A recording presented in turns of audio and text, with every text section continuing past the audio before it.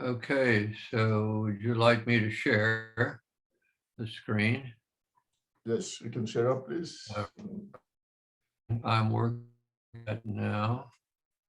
Okay, and you should right about now be seeing Keynote, or in a minute you will. There it is. It says you can see. Um, Now I'm going to Still sharing go up here. to It doesn't normal come on play. yet. Large Okay, got it. hasn't come on yet. Oh, we got it. We got it. Okay, so all right, so I'm gonna go to play screen. All right, and Yes, here we you. go. All right. Well, ladies and gentlemen, it's nice to be with you and to be able to share these talks that we're having on the conservative independent, sometimes called evangelical. I think when I first came to South Africa, people often would mix the word evangelical and evangelistic. And funny enough, I used to think you've got it right. We're evangelistic more than we're evangelical. But anyway, the general word evangelical is used in our country here more than the word fundamental. And so you have to say you're conservative, you're independent, Bible believing, premillennial, dispensational, literalist. You can go through the whole string.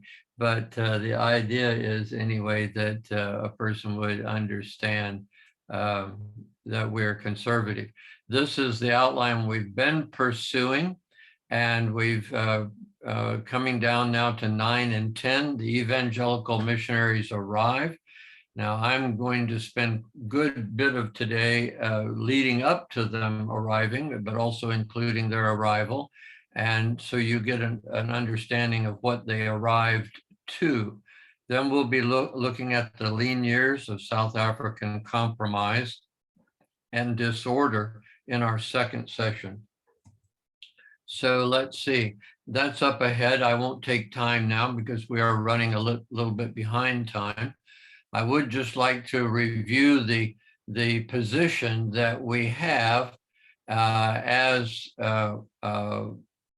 believers, and that is a position that is one that comes out of the history of pre-Reformation that goes back really up to 1,000 years. Anabaptism in the form of Waldensian and Cathari, if you remember, and so many other regional forms had existed for some 1,000 years, all the way from to the south, Babylon, over to Ethiopia, up to Europe.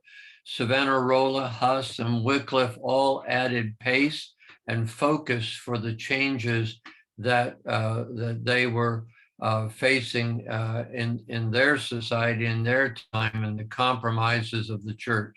The Swiss biblical Anabaptists, Conrad Grebel of Zurich, Blaurock of Basel, Felix Mance of Zurich, Simon Stumpf of Zurich, Balthasar Hubmeier of Zurich, St. Gall's, Oilman, Honrucker, Roggenacker, Eberle, and Schaffhausen's Wilhelm Rublin, Dr. Hofmeister, and Hans Brodli of Zillion. These form the well-known names, those who had written something that we can read. There were many, many more, but anyway, this is what we have to work with in reality. And so we do want you to just get a little feel for these men. Pietistic and Anabaptist, we've talked about the pietists. That's a word that gets used in different periods of history in different ways, usually by Calvinists. They would look at pietists as somehow in error. Some of these were Anabaptists, some of them were not. Karlstadt was moderately an Anabaptist, but was one. Siemens was. Schwenkfelder would not see himself as an Anabaptist, but was pretty close. These represent sort of the development of key independents who were also operating at that time, but there were hundreds of them, and I'm just picking the names I think you might have heard of. So let's go on. I'm trying to see if I can get my program to move on. There we go. The early reformers, Karlstadt and Erasmus, of course, we've done quite a bit of introduction to that. The magisterial reformers, those that worked with the government, were Luther, Zwingli, and Calvin, developing what would become state churches eventually. The pietist, as we've mentioned, Schwenkfelder von Oswig, who was influenced by Valentine Krautwald of Silesia as well. These men represent another arm of the Reformation. The Anabaptists that I personally am willing to identify with is that of the Swiss Anabaptist movement. And this is due to their submission to the scriptures as their only authority for faith and practice. The reformers, of course, said the same thing. They looked only to the scriptures, but in fact, they included the creeds, they included all sorts of other synodal decisions, and they looked all the way back into Roman Catholic history as their history. So we don't always track with them so well. Then moving to our next slide, we come to South Africa, which we looked at a few weeks ago. We started with the pietists who met the Moravians. They were already here, and they met the Moravian missionaries. Moravian missionaries lived in their homes. Then, of course, we talked about Moffat and Livingston, honoring the Moravians, especially for their missionary work, but also Moffat and Livingston set the example of early missionary work and missionary expansion and of conservative, independent, and denominational churches. Then we looked at Spurgeon's indirect influence, and we wanted you to have a sense of just exactly how his influence worked. And primarily, we showed you the 24 pastors and their wives that he and Susan sent out here, and quite a major impact. I mean, that impact continued all the way up many years later, even to the 1980s. There were still some men alive who had studied at a pastor's college, even after, of course, Spurgeon had died. In 1890 to 1930s discussion, we looked at Spurgeon and Oncken and Gucci. Gucci was the German pastor, out young couple by Oncken, who was friends with Spurgeon. So again, you see the influences. The Baker, Garrett, who were the two men who were Spurgeon sent, training Odendahl, starting a stream that led to the formation of strong English and Afrikaans, conservative, evangelistic, and biblically literalistic and dispensationally focused churches and missionary work that spread through Southern Africa. I am not sure if I can do what I want to do. I'm having a little bit of problems, but I have this problem. Got it solved. Then we start today looking as our focus on Chilisma. Chilisma, or Chileism, as it's called in English, was millennialism or millennialism here in South Africa. The N.G. Kerk's millennial period is something most people don't know much about. It began around 1860. It ended in 1962 officially, though it carried on among some, would rise up through numerous preachers. And I've focused on Dominee G.W.A. van der Lingen as a key person to consider. Van der Lingen was a very popular writer who had emphasized the future conversion of Israel.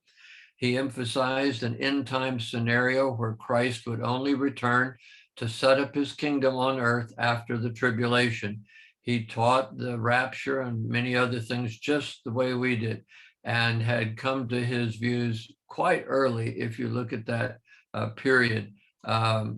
Then if we go a little bit further into the Chilisme or the Chilisma idea, millennialistic idea of the Afrikaans churches at that time, preachers were describing the end times and the tribulation as a time of increased international trade, a growing gap between rich and poor, and time when a man of evil would despotically lead mankind to ruin. And when you read their material, it's very exciting. And in Afrikaans, it's more exciting than it comes across in English, I promise you. He warned that biblical teaching can be viewed, this is van der Lingen still, he warned that biblical teaching can be viewed by the state to be dangerous, and that godly preachers will be banished from churches, but false preachers will ascend to the pulpits, and we needed to be aware of it. By 1962, figurative interpretation had been popularized among the Dutch churches with the teaching of Karl Barth and other neo-Orthodox influences. And the General Synod decided that in the case of NG Kerkleraars, they could no longer preach these premillennial ideas. So really quite an amazing, somewhat shocking fulfillment of what he had said would happen. Dr. van der Linden was born in 1804. He died in 1869. He wrote numerous popular Chillistische books on the coming kingdom, the Koninkrijk, and end times, eindtijden themes, and was very influential at Stellenbosch Theologische Seminarium. The Kweek School was established as a premillennial school in the Cape in 1859. A lot of people don't realize this. John Murray and G.W.A. van der Linden were the first two that actually Murray taught. Van der Linden chose the role of being the curator and keeping records in the library and all the rest. They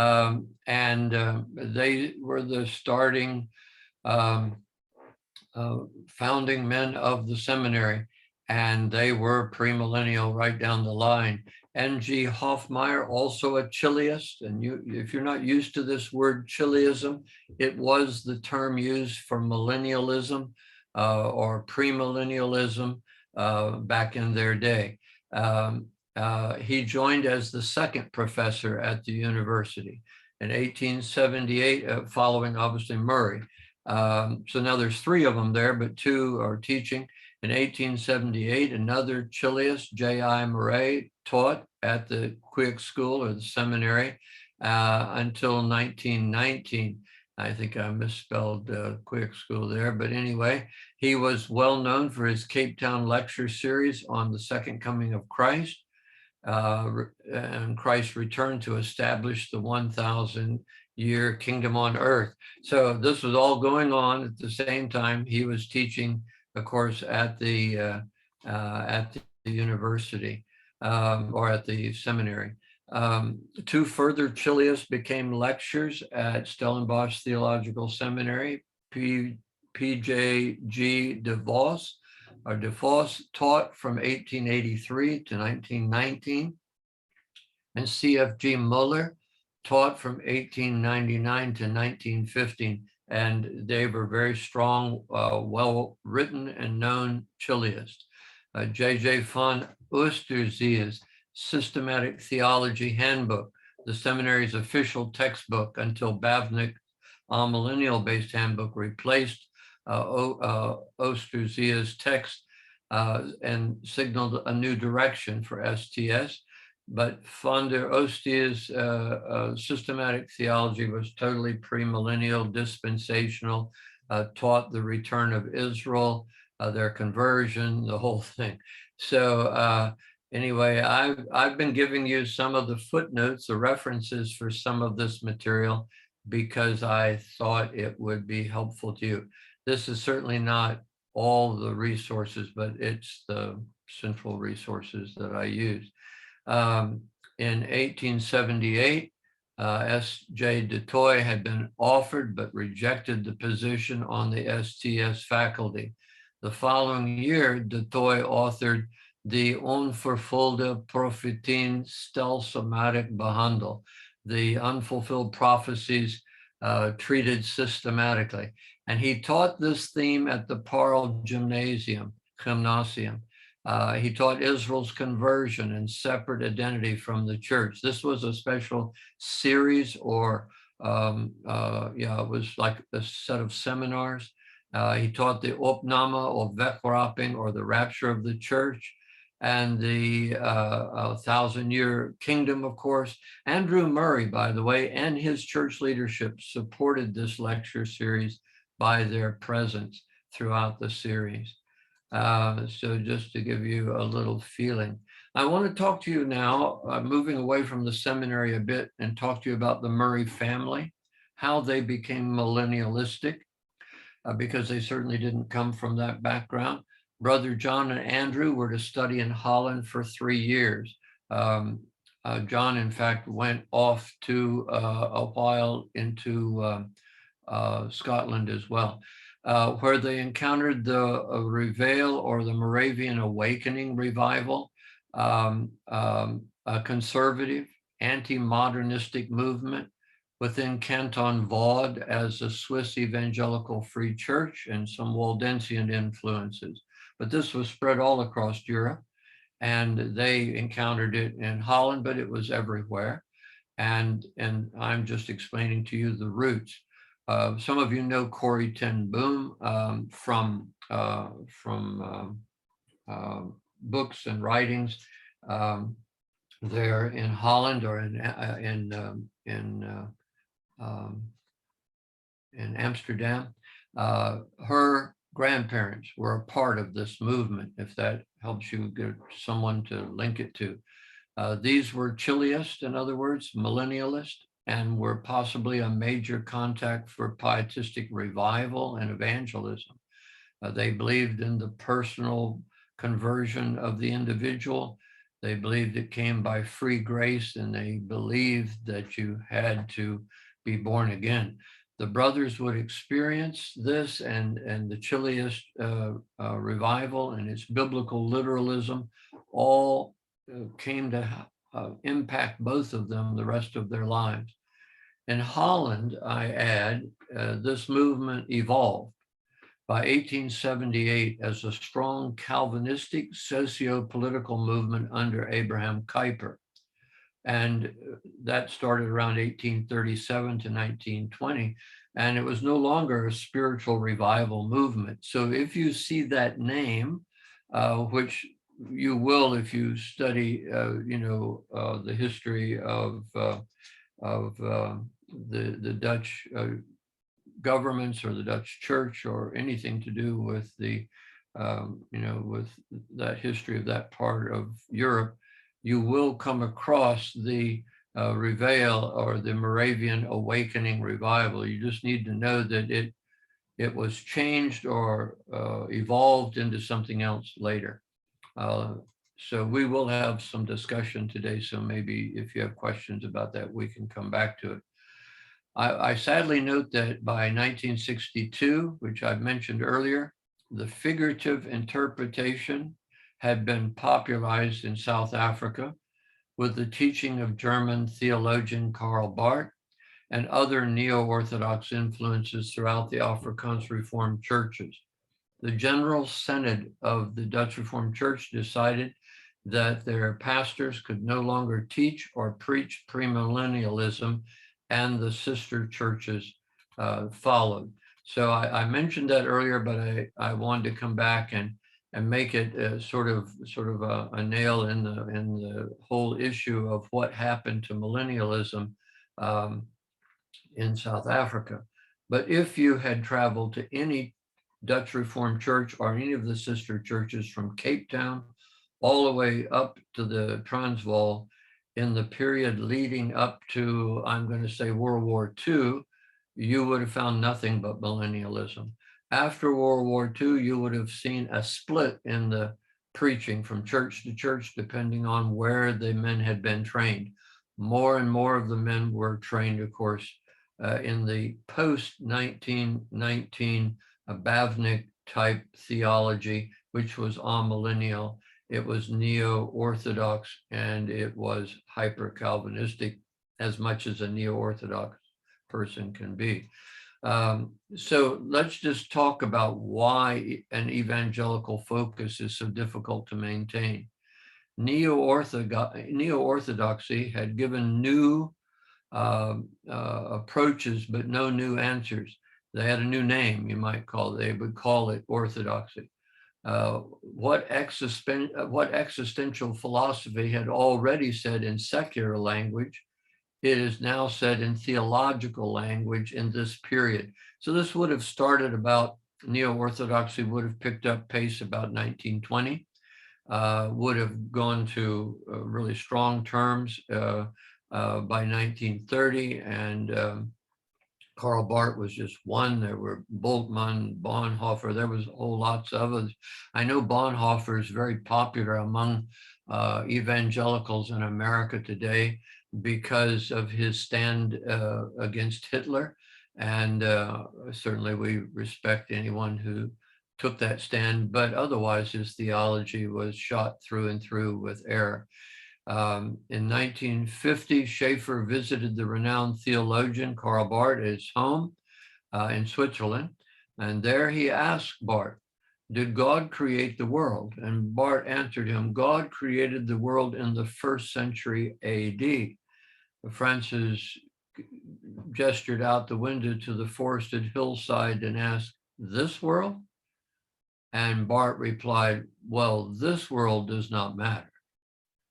And this was a signal moment for Schaeffer, confirming that modern thought presumed that religious truth and material truth consisted of two separate realities. So Schaeffer would say God created the world, but he meant it only in figurative spiritualistic language. Francis spent the rest of his life dissenting from this view and insisting that there were major dangers. And we read many of Francis Schaeffer's materials on that. The point that I'm now making or starting to make, and so you understand the shift in my direction, is with the 1920 to 1945, 1950 shifts that were taking place with Neo-Orthodoxy, with Barth, Bultmann, and Bonhoeffer as my 3 Bs, but there were so many more. But anyway, with these men doing their thing, and with Bavnik's theology taking control of the Dutch Reformed Church and South Africa in general, we want to ask, well, what happened to missionary work and evangelism? And the answer was it shifted to social gospel type ministries. They still had missions, but the missionary work was very much now feeding programs, teaching people how to grow fields that were more productive, trying to help in any way they could in a socio area. And that certainly met a need and looked to be right. But at the same time, they no longer offered the gospel in the way that had been given before, in the evangelistic sense of people becoming born again. So the churches withered on the vine.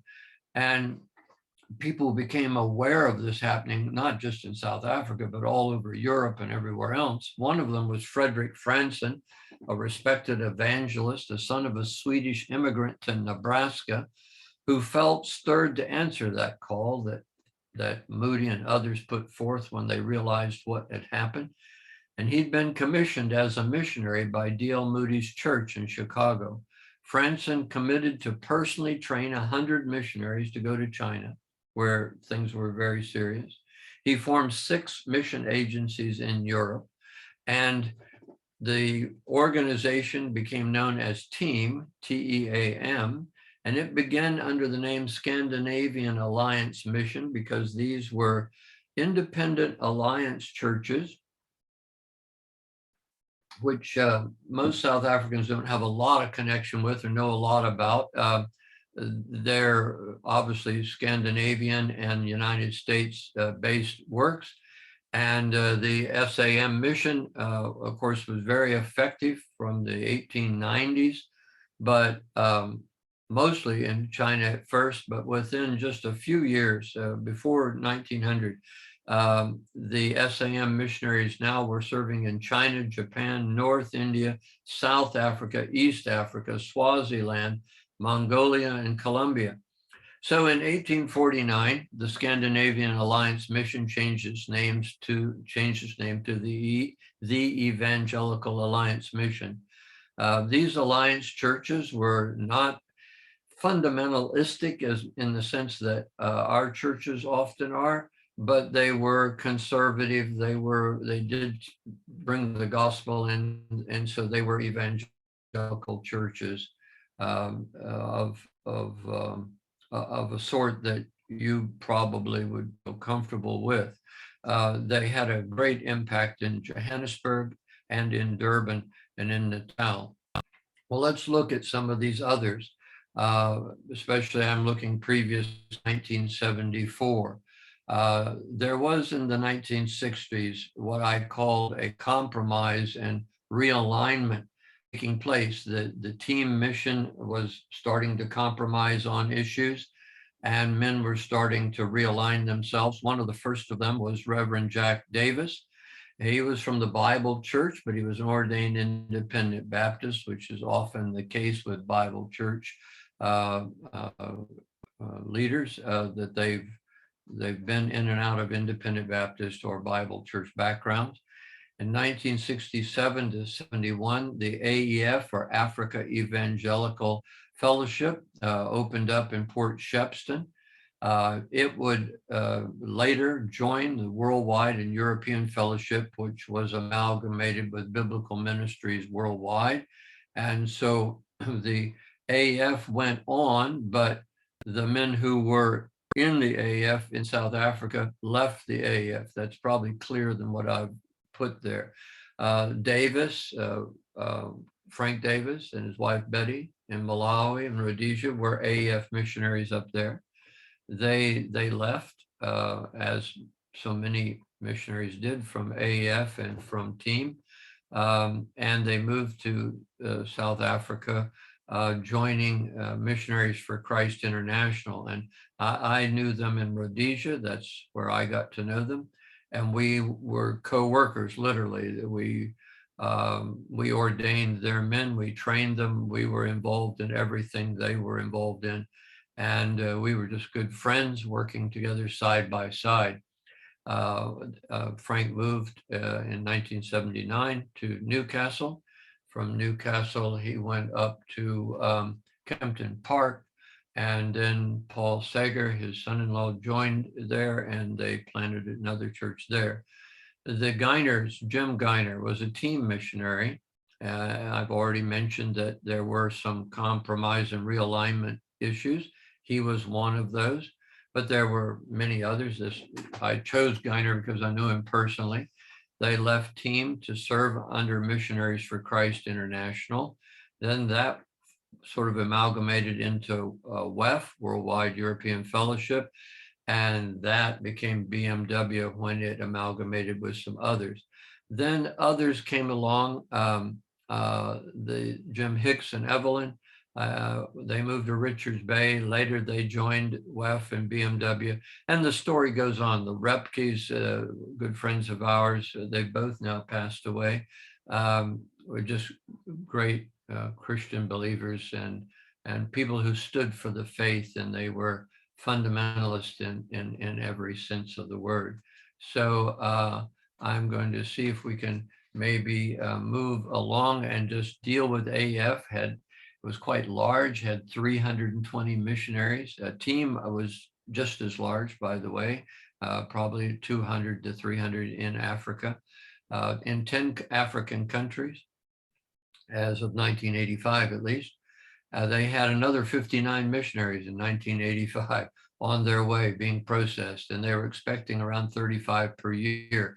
A lot of them dropped off because the churches in America and the churches here lost a lot of their missionary vigor, and other agencies began to draw attention. The Southern Baptist Conventions, SBC, the Foreign Mission Board, also came here in the post-World War II period. Up to 74, they started what was known as the South African Baptist Convention, which was a missionary work to the blacks. They had an agreement with the Dutch Reformed Church not to convert white people. And so they focused on the South African Baptists. The Scripture Union coming out of England, Great Britain, spoke to me and many others and questioned the need for any further missionaries as of 1976. This seems very amazing to me, but it did, especially to me, because I just had arrived and they were suggesting I go home. And I found that a surprise. Randy Pike, an independent Baptist missionary, sometimes ministering also in Australia, back and forth between the two places, was a major influence for this movement. You know, on and on. The Voice of Martyrs is another one that existed among evangelicals and fundamentalists, emphasizing the martyred church around the world. So then moving along, I just want to have a little bit of a discussion now, but let me give you these outline points first. I want to talk about fundamentalism. We want to talk about the evangelical missionaries coming to South Africa in 1946 to 70. We want to answer your questions, the failure and social gospel agenda of the previous denominational mission agencies. I've given as the explanation for this surge. There are other reasons coming out of more of the United States itself. Then the issue of dispensationalism, literalism, premillennialism, and how it affects evangelism, because it does. Europe, America, and beyond, during that period, we can talk about. Then ecumenicalism, which we're going to deal more in the next session, neo-orthodoxy, and the unlearned lessons of the downgrade. Spurgeon had gone through the downgrade. We talked about the church in England, the Baptist Union, and how he left it. But those lessons were not learned, at least not in South Africa and most places. So I'm going to go to this question and answer time. I am going to suggest that maybe we also just consider the ecumenism that's coming ahead, and I'm going to talk a lot more about it, but I don't think we have to wait till then. I'm also prepared to just look at what was retarding to some degree these evil influences that were taking place here in our country, because there was in South Africa a stronger degree of conservative evangelicalism than you would have found in, let's say, Europe or in the Netherlands. So why was this true? And so we can talk about that, but I'm going to hand it back over to Cal now. I'll stop my sharing, or I will try to here. And okay, anybody got a question? You can switch your mic on. Don't all switch on at the same time, but let's just handle it this way. And so we'll take your questions now. Dean, Pastor Dean.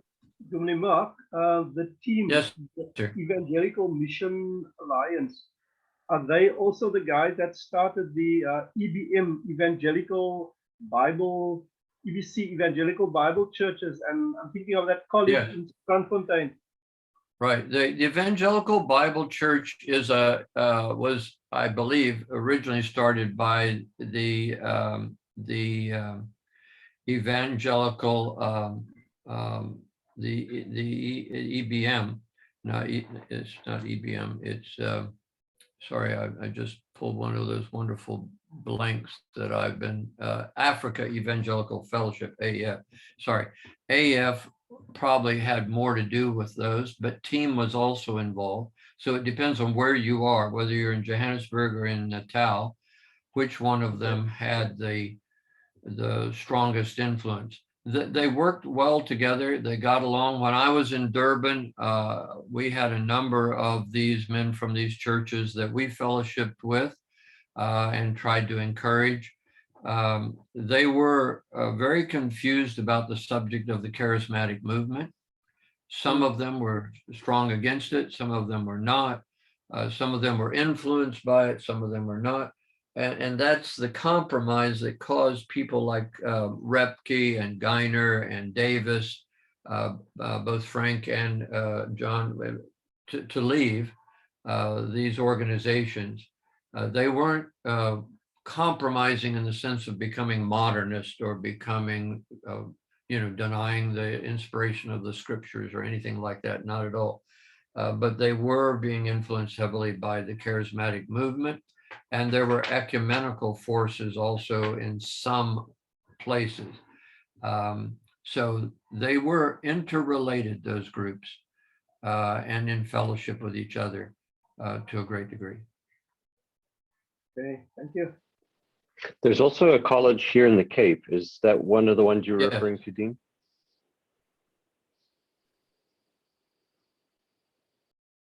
Dean might have gone. It is the same. There's one here. There's one in Durban. There used to be one in PE, I thought, and there was definitely one in Johannesburg. So these were all of that type. Just a question, Dr. Blackwell, are you going to touch on the on ABWE at all on this session? I'm going into their whole history, but that's a few weeks from now. I think I don't even want to tell you what lecture it is, but it's coming within just the next few weeks. Okay, happy with that. It's interesting. It's interesting to notice a shift in the Dutch Reformed Church as well. But I remember when we were doing our church plant, we had a couple who joined us from the Dutch Reformed Church, and the reason why they joined us is the first thing they asked us is, do we teach on the end times, and can we help them to understand the book of Revelation? Because they tried to understand, and they spoke to their minister or their dominee, and the dominee told them, well, that book, the things written in there may or may not happen. That's not really something that they teach on. So they've just moved away from it, that they don't even teach on it at all. They're actually not allowed to, sir. They will lose their jobs and their pension if they do. Wow. So that's insane. Well, it is insane, but it's also understandable if you understand their theology as neo-orthodoxy, where they actually are also not maintaining that the scriptures are inspired in the same sense that history has claimed it to be so. They use Barth's doublespeak to get around it. So lots of problems. Just another comment quickly. The SAM, Scandinavian Alliance Mission, and also team. There was a track society near Belleville, Durbanville, where we used to get our tracks many years ago. I don't know if you guys remember. They were called Evangelical Mission Press or Evangelical. Yes. Yeah, it's still there. Are they linked to any of these groups? No, they're brethren. They're brethren. Okay. And brethren theologically at most of their history were pretty much the same place we are.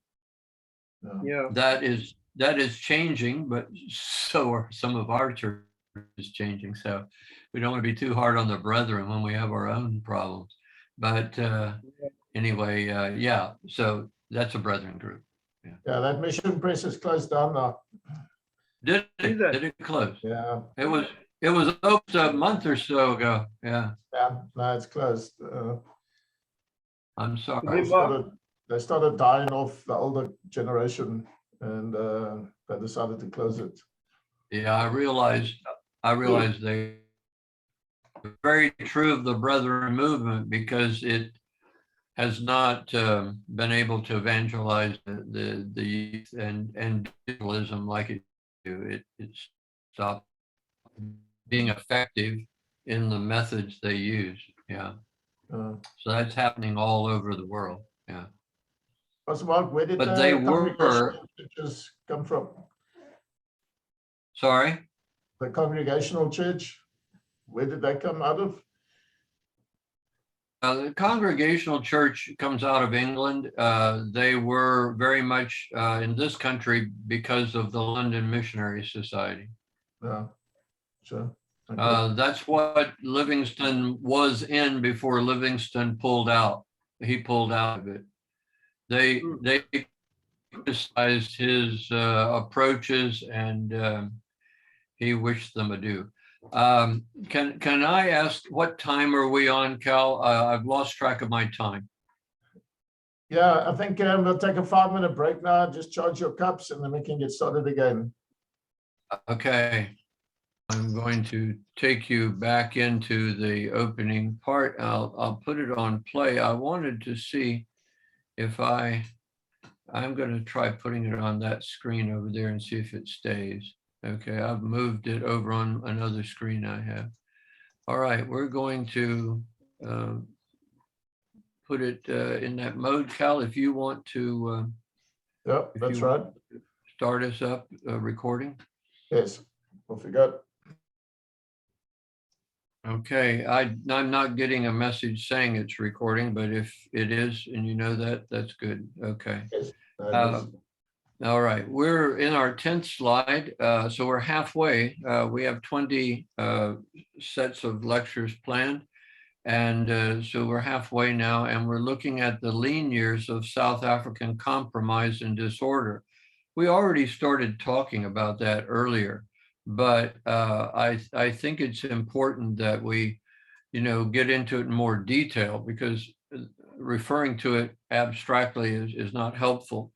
One of the things that we want to look at is the ecumenical movement or ecumenism, which is the reuniting of the churches within Protestantism and together with Catholicism. In more modern times, it even includes non-Christian or false religions being integrated with Christianity.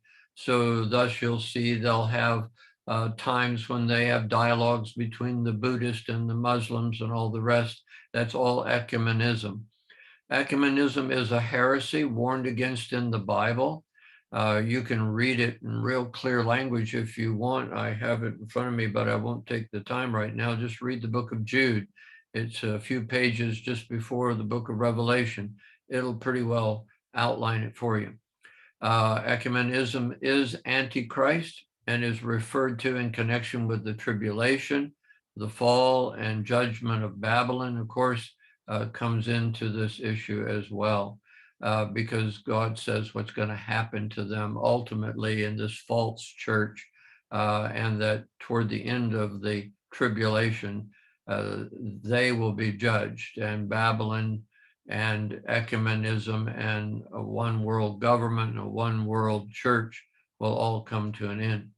The World Council of Churches is today's upfront organization for ecumenism, even though I don't think it's as powerful as it was maybe back in the 80s and 90s.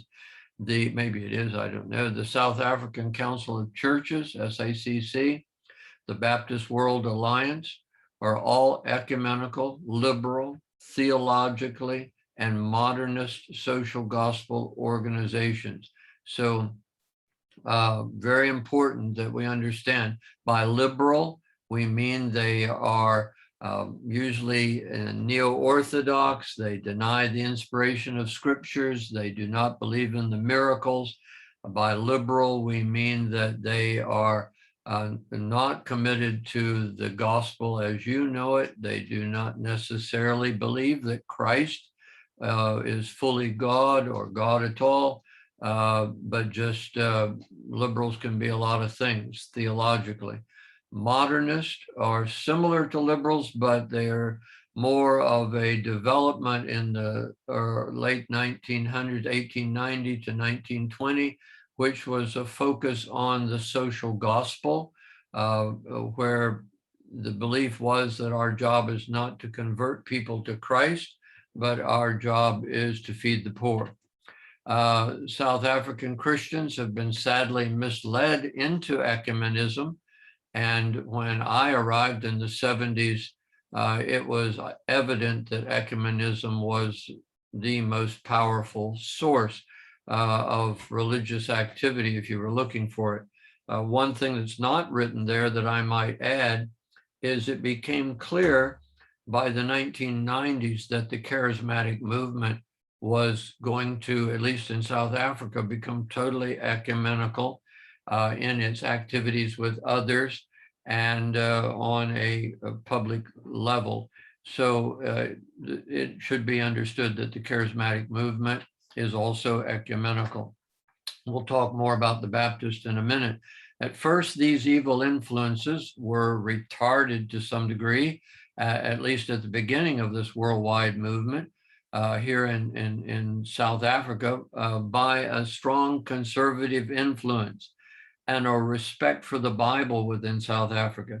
So when I arrived, the biggest problem ecumenicalism had was the sort of cultural attitude toward the Bible that existed in that period, mostly from their grandparents. I don't know if any of them were actually reading the Bible, but they had a great respect for it. This was noticeable during the time of this ecumenical rise in the 1930s to 1960s.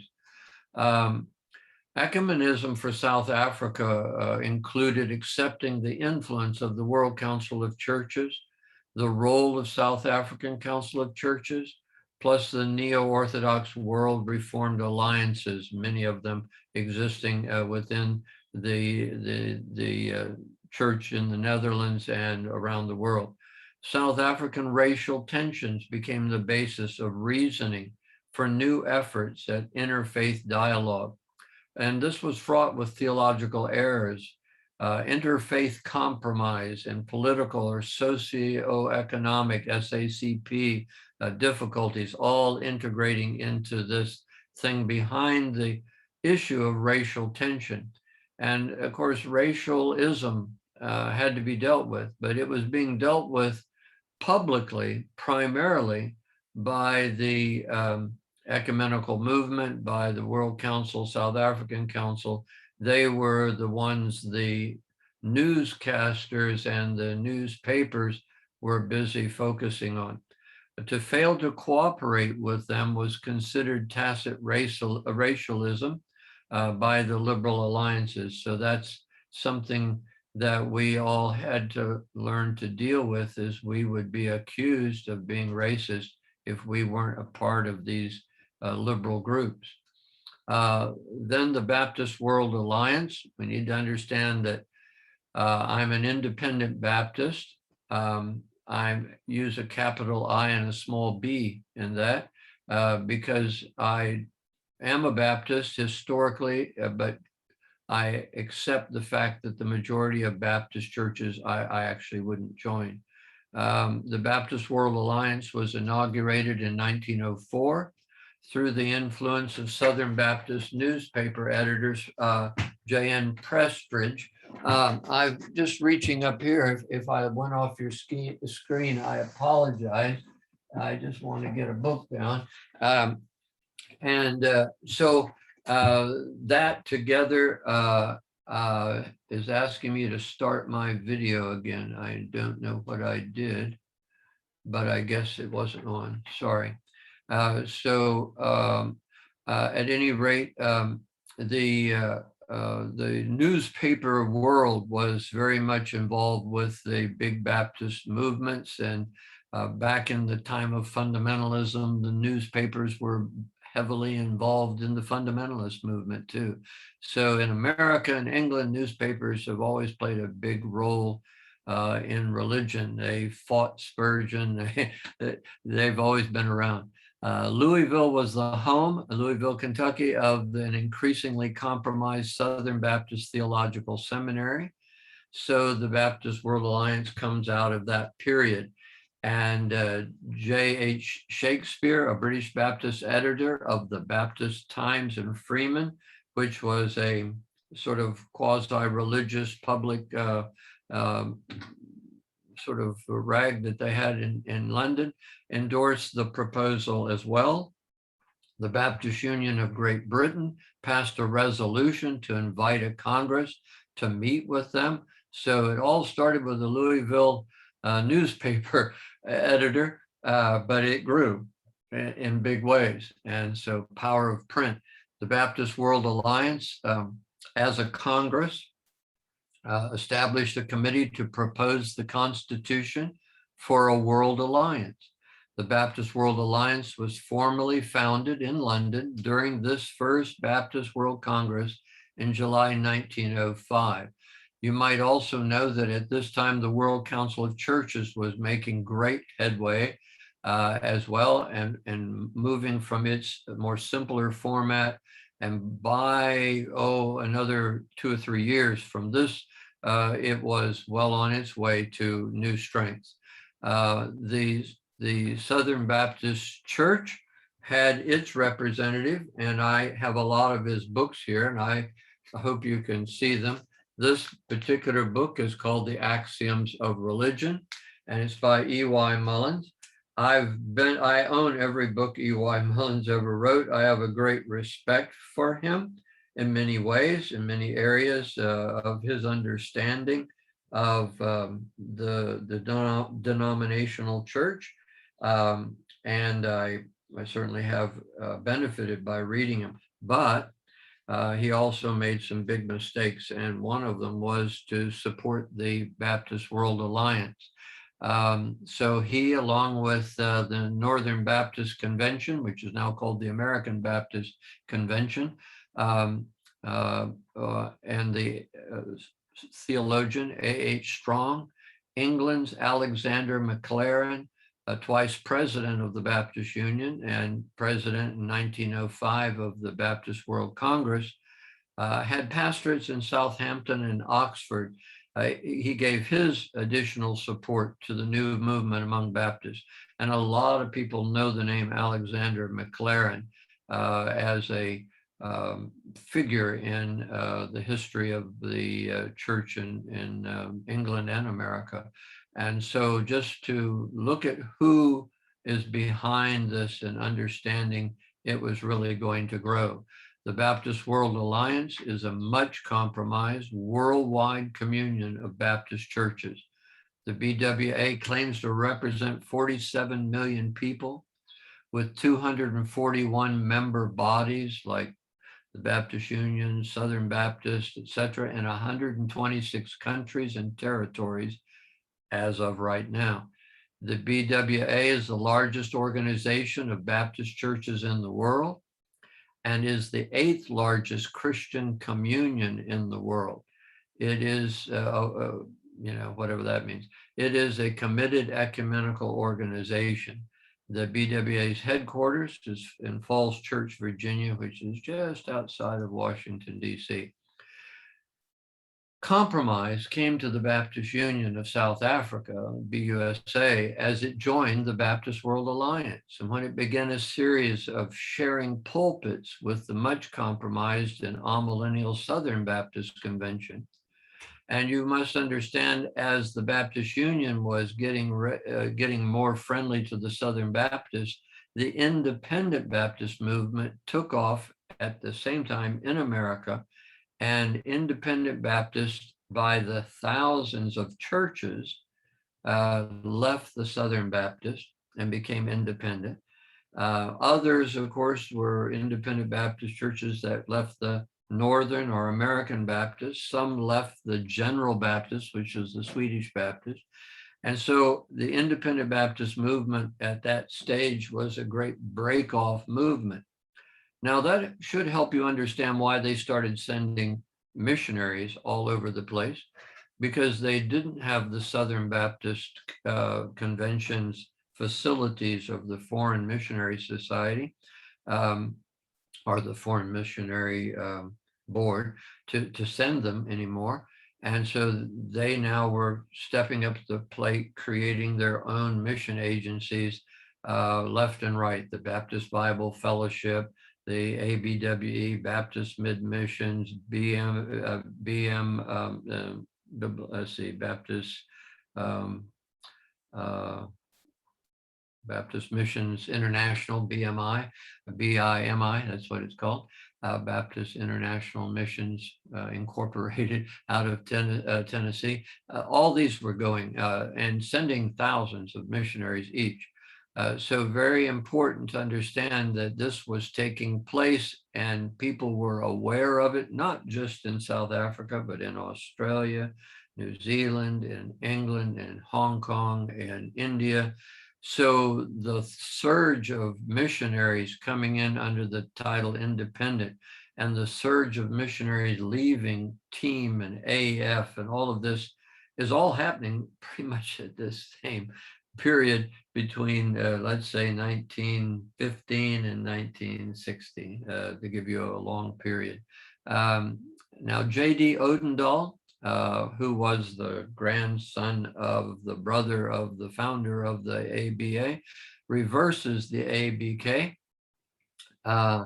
and the realignment with a now compromised Southern Baptist Convention that he led, the denominational Baptists, the World Baptist Alliance, and so forth, all were the triggers, if I want to give it a word, for these changes. But basically, we see compromise picking up the pace. That's probably a good title for it. Compromise came to the Afrikaans Baptiste Kerk when Odendahl, as I mentioned, went to the United States to study at the Southern Baptist Theological Seminary in Louisville, Kentucky. This seminary was leading the Southern Baptist Church or Convention to accept Barthian neo-orthodoxy, higher criticism, a figurative interpretation of Scripture with its amillennialist and anti-dispensationalist and non-literal interpretations, figurative interpretations, in other words, and the acceptance of the Baptist World Alliance styled ecumenism. So, wow, he left South Africa at the wrong time in history and became influeed by this highly compromised seminary. And he comes back to South Africa and reverses the Afrikaans Baptist Kerk and leads a realignment between the ABK and the Baptist Union with the USA Compromised Southern Baptist Convention, or denomination, if you'd prefer to call it that. The BWA, the Baptist World Alliance, also, of course, was part of this realliance. And this cooperative alliance with the South African Baptist Union, which the ABK had not always had the best relations with. The figurative, amillennial, and anti-dispensational trend of these times were part of this. Compromise came, as I've mentioned now twice, to the Afrikaans Baptiste Kerk when Odendahl returned from America to lead the ABK seminary in Kempton Park. Now, JD's rejection of the previous position of his Odendahl family's historic German Bund and ABK leadership is very important to understand because it changed South Africa's whole Baptist scene. Now JD's rejection of this previous theological and ecclesiastical conservative directions single-handedly, in my opinion, reversed the Afrikaans Baptiste Kerk's rich history. JD led a realignment with the USA, compromised Southern Baptist Convention or denominational groups, as I've mentioned. Again, I mentioned the Baptist World Alliance because I really want you to understand the role this ecumenical movement has. And of course, the Future Alliance that I've mentioned 2 or 3 times now. I re-mention these because I don't think people understand how serious this shift was and how it changed the nature of the Baptist and many other groups who were influeed by them more than you realize. Now, this realigned or compromised ABK really did change. And under the title Only on Show, I want to explain that I went to meet and talk to some of the leaders of the Afrikaans Baptist Kerk and the seminary back in the this was in the 80s. And when I did that, I found Larkin's book, Gray's book, Gordon's book, Schofield's Bible, along with the lecture notes of many others. Baker, Garrett, Odendahl were all placed in a locked glass showcase in the library of the Kempton Park Abiaka Seminary. I have pictures of it. They are, I don't know, but I really took pictures to see what books were in there and what papers, so I could look at it later. The Cape Town Seminary Library, right here, would part of the Baptist Union ministry here would kindly donate all of their literalist, dispensational, and premillennial British, USA, and South African library books to my care. Some of them I have, some of them are in the CMI library at Tygerberg Baptist. Dr. Kevin Roy, the then CTS principal, had developed what I think was a good understanding with me and what I believed when he had been my promoter for my doctoral degree. And we became friendly, and he's the one that saw that we got these books. They were all in boxes and they were going to the dumpster. And he stopped them from going to the dumpster and phoned me and said, "Would you like to save these books from the dumpster?" And I said, "Yes, I would like to do that." And the figurative, amillennial, anti-dispensational trend of the Southern Baptist Convention would now permanently mark the Abiaka and the Baptist Union of South Africa in its future. And that's a sad thing to say to me because I know their background. Let's just remember Baker and Garrett, Odendahl and Groove. Let's think about them. Baker was highly committed to missionary outreach. He was a moderate Calvinist and coming out of the Spurgeon moderate Calvinist approach in a day of strong Calvinism and anti-missionary sentiment. He was very missionary minded, and he was not really a Calvinist. I used to call myself a moderate Calvinist too, until the Calvinists became so adamant that you had to accept all their points or none at all. So I decided none at all would do it for me. And I think Baker would agree. Baker was an outspoken premillennialist, a fundamentalist, and hermeneutically a literalist interpreter of scripture. Now, all of these men, from von der Linden to Baker and Garrett, when they wrote, they didn't always write in the tone and type of the American fundamentalist and American premillennialist. They had a different style. They would approach things in different ways. But when you analyze them carefully, you'll see that they are saying exactly the same thing.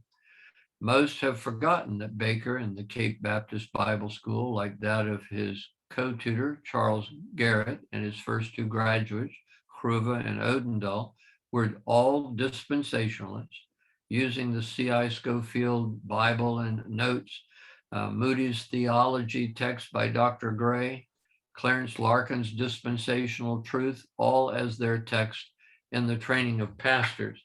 Sadly, this has simply been forgotten.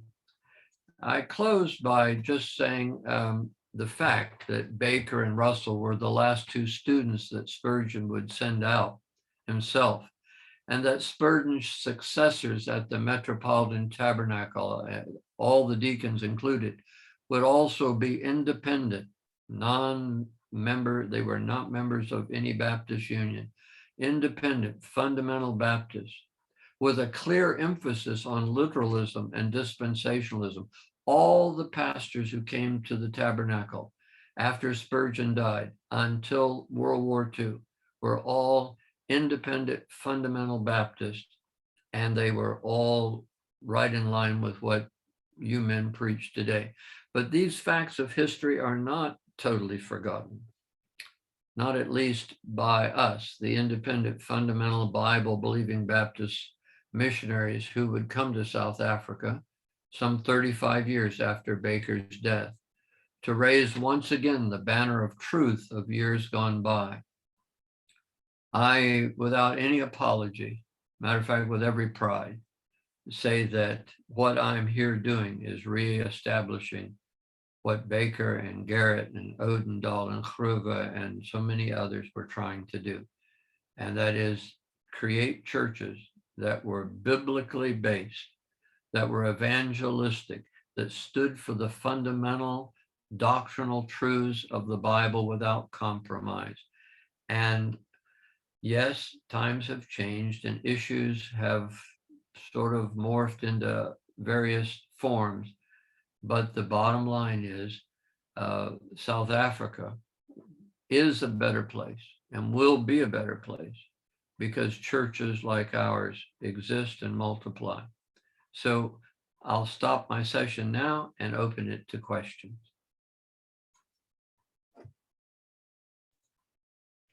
Thank you, Pastor Mark.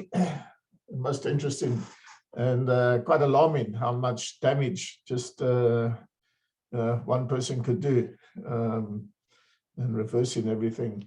Any questions, anybody? Charles, I see you've got your mic on. Go ahead. Yes, now it's an observation, but I'm extremely thankful. You know, as I was listening to Pastor Blackwell, you know, when we seek alignment, even though we see the cause maybe as a noble cause, we need to be very careful for our reasons for alignment, but also those that we align ourselves with. So I'm so thankful for that reminder. And I just appreciate this lesson so much on a Saturday morning. I'm just very thankful. But yeah, I mean, when I think of South African history, just, you know, our churches aligned each other to fight the cause against apartheid. But the reason, the cause might have been noble, but the alignment in terms of what, you know, the biblical perspective should be was not aligned. And so I'm thankful for clarity on that, because it's been brewing in my mind ever since we started this series. So I'm thankful for just clarifying that this morning. You're very welcome. Thank you, brother. There's much that we will still cover ahead. This is probably a turning point for South Africa. Good. Pastor Dean? Yeah, I also just want to say again, thanks to Dominic Marc, as always, very, very insightful, and he's packed in so much labor and years of study and personal, as we can tell, a lot of personal trips and interactions with historians and people. So thank you for that, Dominic Marc. But to latch on to Charlie's comment, I was caught up a little bit in the liberation theology movement in the 80s. You know, was trained under guys like Alan Boesak, who was a very strong proponent of the WCC. I think at one stage, Boesak even became the president of the World Alliance of Reformed Churches, something like that. He did. He was the president. Yeah. Yeah. And what's the other guy's name? The black guy from the Anglican Church, Reverend. Tutu. Say again? Tutu. Chikani. Here we go. Chikani. Chikani, Yeah. But this was, you know, that's a whole nother history that I'm not honestly sharing. That could be another whole series, and it would be not about the Baptists. We're teaching about those who've impacted us directly. But if we talk about us indirectly, and you're right into those names. And I've read them all. I've met a few of them. You know, with the Baptist Union, you know, I knew all these men. I knew Swart. I knew, you know, Donaldson, these were friends of mine. I knew these guys. I didn't just know them once or twice. I knew them well.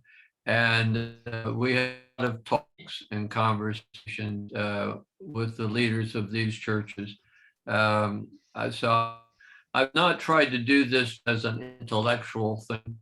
This was a genuine effort on my part to try to help the Baptist Union and try to help those men within the Baptist Union that were premillennialists. There were some still, of course, that still taught that in the 1980s, 90s. And I think there are a few around now that still teach it in some form or another. They're probably not teaching it from a dispensational standpoint, but whatever standpoint, that's some of the early men like von der Leyen was not a recognizable dispensationalist himself. He taught all the principles. He taught the return of Israel during the tribulation, taught all the stuff we do that give us the word dispensation, but he just had never heard of it. Yeah, just before Okay. Francois asks this question, I know one of their strong theologians they look to is Bonhoeffer, isn't it? Wasn't Bonhoeffer also incarcerated for his beliefs and so forth in prison? Yeah, he's probably more powerful now than he was alive. Men have made him into a false hero. I don't think I've liked Bonhoeffer from two different viewpoints, and I think he was a man with some convictions of character. You said theologically, no, he was as messed up as ever the Lutheran you'll ever meet. Yeah. Okay, That's right. Thanks, Pastor Dean. thank you. Yeah, I don't have a question right now. It was almost building on what Uncle Charlie started and then Pastor Dean continued onto it. But yeah, Okay. my context is I was raised in the bubble of almost hyper Calvinism and missions is bad and missionaries are all instigators against order and law and order. So it's almost like on the opposite side of what Pastor Dean just described, where he was raised up in, and then almost like stepping stones. Dr. Mark, you've been tracing my growth in church and in church history with regards to. Then I had the opportunity to read Werdendaal's take on the South African church history, especially with the RBK. So Yeah, I he's don't have online. that. You can get that online. Yeah. Well, I was handed a printed version when to study in a group similar to this. So yeah, thank you very much for being this next stepping stone and giving me all of us an opportunity to get a even wider perspective and seeing how all of this fits in together into where we are at in South Africa right now. Not only as Baptists, but as a church, not the ecumenical church, but true believers, and how we all need to guard our distinctives in maintaining our voice in South Africa. Thank you. I do have a couple of Thank you, questions, brother. but By I the still need to go back to my Ordendaal manual to go to, and then I'll get back to you later. Can I say that Okay, Francois, and if you I Francois is in Francois Senegal? and say that he was Sorry, sorry. I was going to say Francois is in Senegal as he's speaking to us right now. He's in Dakar on a mission trip. Anyway, just thought I'd mention that. Yeah, I can't keep up